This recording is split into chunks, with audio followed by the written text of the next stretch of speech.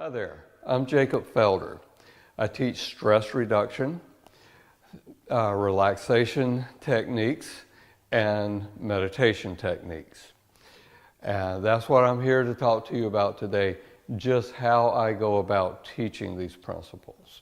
Okay, now I personally learned relaxation techniques in 1975 and use them pretty much on a daily basis, including some of the lighter states of meditation since that time.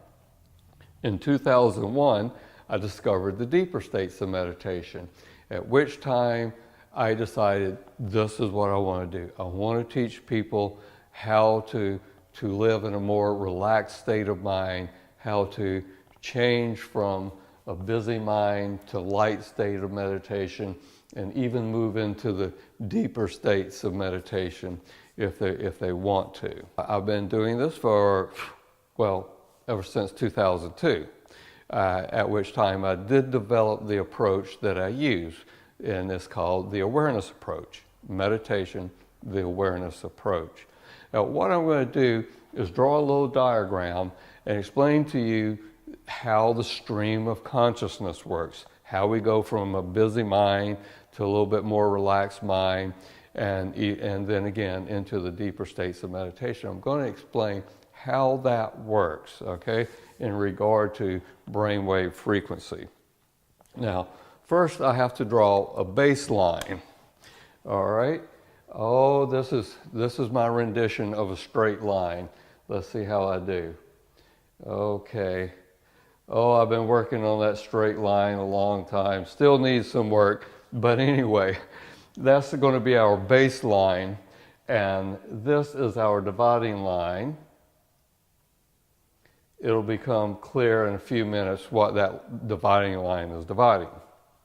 All right, you know those busy brain days where you can't stop thinking, you feel like you're thinking 90 miles an hour, you think around in a big circle and you believe that's going to do it, but you do it again, okay?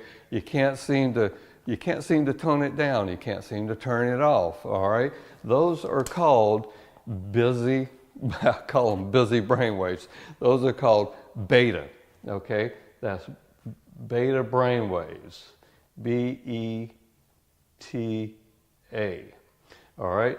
And they look something like this. Again, this is my rendition of a graph, of a brainwave graph. The beta brainwaves are very tight, very frequent. They're all packed together, very, very busy. All right?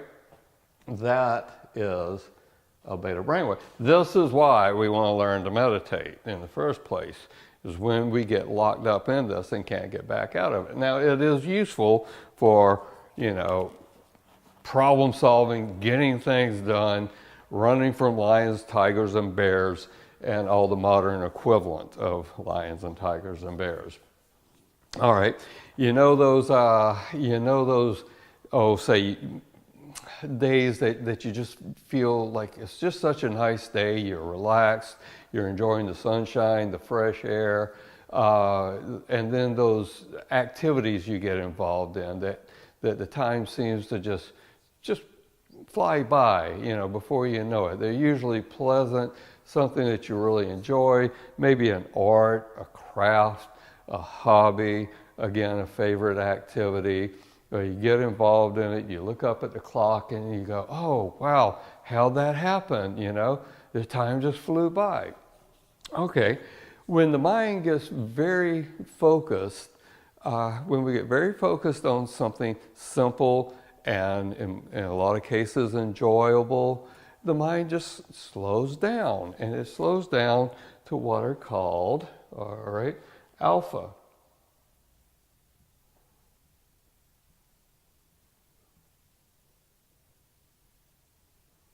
Brainwave frequency. So all of a sudden they get a little looser, a little larger.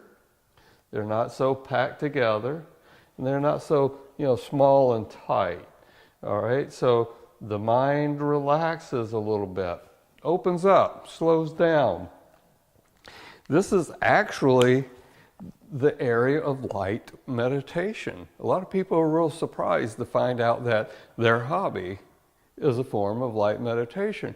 Well, most people have heard say, because it's a waking state, right?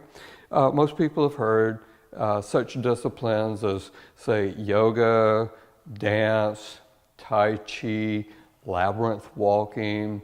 You've heard those called meditation and movement, or moving meditation. So, because we can stay on our feet, we are fully awake and cognate of the world around us, all right? And that brings us to what this dividing line is.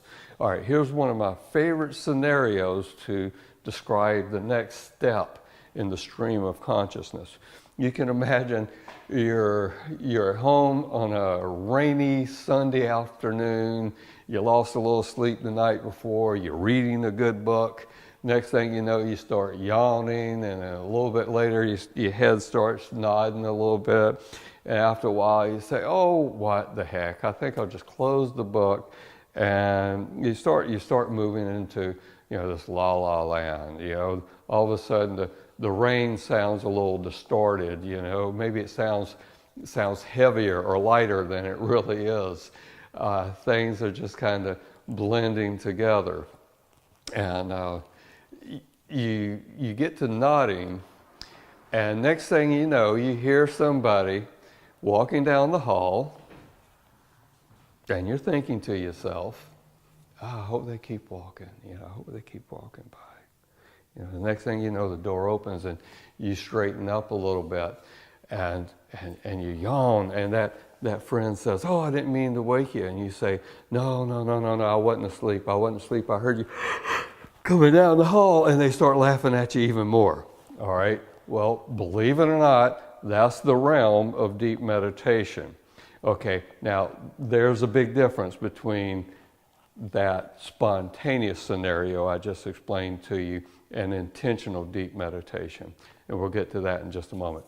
But anyway, those brain waves are even more separated and larger than that of alpha.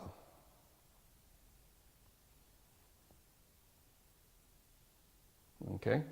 And this is called theta. This is your theta brainwave frequency. Right here is an area where REM most frequently occurs. Okay, REM being indicative of the dream state. Beyond that, we move into deep sleep. The brain waves, oh my gosh, they get like really big, really loose. We do not know we exist. There's no conscious awareness here. All right, and this is your delta brainwave frequency.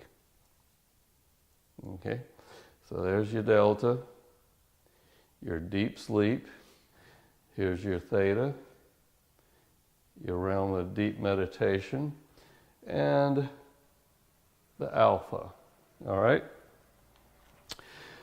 So what do we have to do? What do we have to do to bring this on intentionally? What do we do to move from busy beta to alpha to theta? All right? Oh, let me mention something about theta I didn't mention a moment ago. Sometimes people ask, well, if you're going to go to all the trouble to get from here to there and even further, why not just go to sleep? Okay, well, the neat thing about theta is it's the first area of sleep where you can still maintain conscious awareness, but it's really fantastic because the brainwave frequency slows down so much that it's hard to think even if you want to. So, sometimes we say, "Oh, you don't understand, I can't meditate, I can't stop thinking." Well, you're not supposed to stop thinking. You're just supposed to become more relaxed, move into this range here, and the thought process will stop or slow down significantly upon its own accord. And when you are free and clear of what I call the house, the mouse, the spouse, the bills, the pills, the thrills, all those things we think about, then you get to experience who and what you are, free and clear. And there's nothing left but peace and calm. Also, serotonin is released during theta brainwave frequency. And with a build-up, cumulative effect, we tend to be a little more peaceful and calm in our average daily life from moving into the deeper states. Now I'm going to go on to what it takes to get from beta to alpha to theta if we want to get there. All right. There are 3 ingredients for any meditation to work. You need to be able to relax.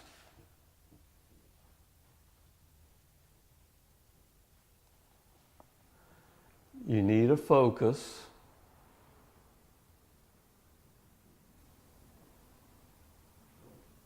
Get a little more R on that R there. All right. And the third is awareness. You need to develop these 3 skills. All right. Now, there are certain this is where I come in. What I do is help you with the techniques that are required for eliciting the relaxation response. Okay? Because you can't meditate, you can't calm down if you're all uptight, shoulders pinched near the base of the neck and all that kind of stuff. You need to learn physical relaxation. Also, I help you find a focus. Okay? Now, a focus is something that keeps the mind occupied. It's simple. It's non-thought provoking. Okay, so you give the mind something simple to do, and it slows down. All right. I am not a one focus fits all type of teacher. I help people find what works for them, and that might be more than one focus. It might be 2 or 3, maybe even more. For different purposes. And that's something we can go over together, when and if the time comes. Now, the third thing is awareness. And I go very big on awareness because awareness is what most of us are missing out on. The tool, what awareness does, is it lets you know where you are along the stream of consciousness. Awareness lets you know you're uptight and that you're thinking too much. And it brings you to your tools, okay? Awareness lets you know that you've relaxed a little bit, that the shoulders are down and that you're able to maintain your focus a little better. Awareness lets you know when you start making this transition from the waking side of consciousness to the other side of consciousness, all right, into the deeper states of meditation. So awareness lets you know where you are along the progression of consciousness. Now, back to relaxation and focus. The neat thing about these 2 tools is that they're very, very intertwined. They're very interrelated.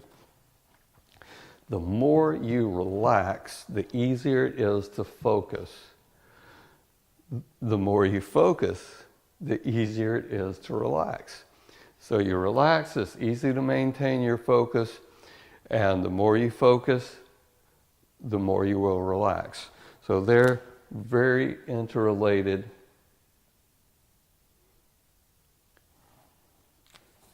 They come in handy, they come in handy through this progression. Sometimes you'll focus more intently, and sometimes you'll put more emphasis on relaxation. And it's awareness that lets you know, or we train so that the awareness lets us know which of these tools we need to use more as we move through this progression.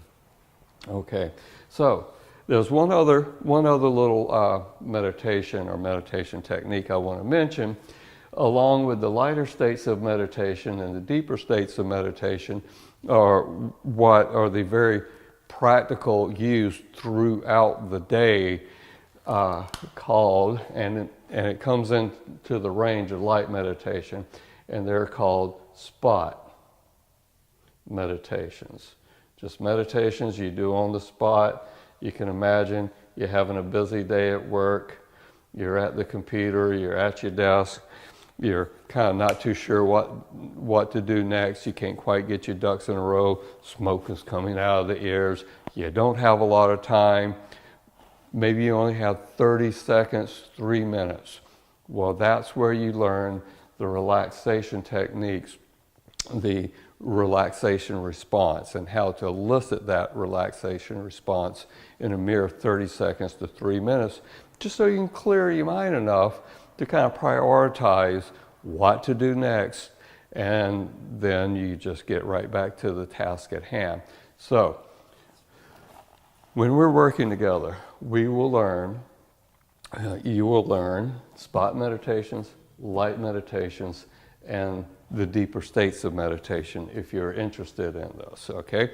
Deeper states are a very good tool, almost essential tool for getting the relaxation response down pat, and it makes, just a few times here will make light meditation, spot meditation so much easier.